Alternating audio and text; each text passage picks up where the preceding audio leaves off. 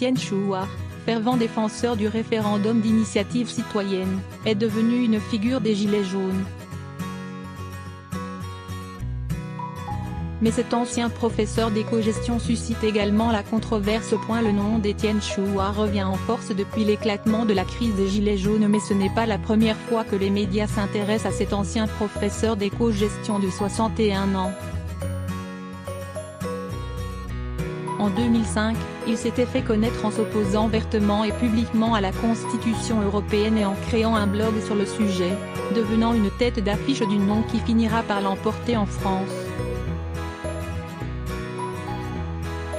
Après cela, son site perdure et ses aficionados s'accumulent, se fiant à ses projets d'une nouvelle constitution et à ses rêves de démocratie concrètement participative.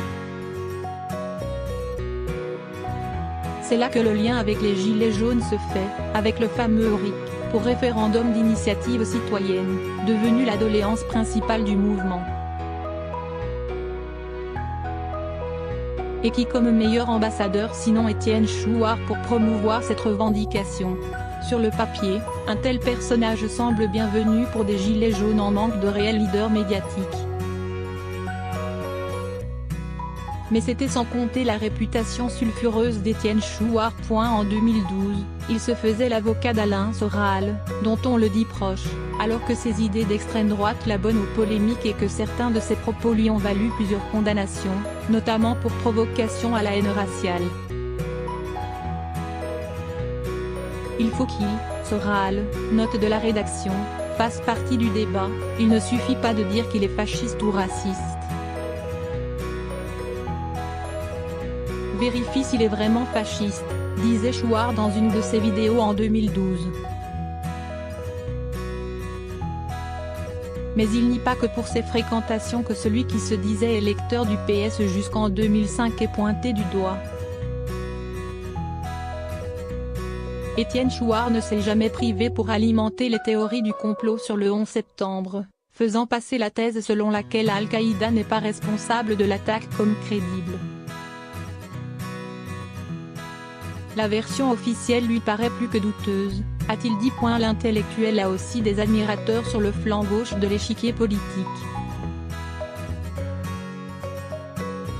Enfin, surtout un point, François Ruffin, tout récemment, s'est réjoui que le RIC ait été remis sur la table.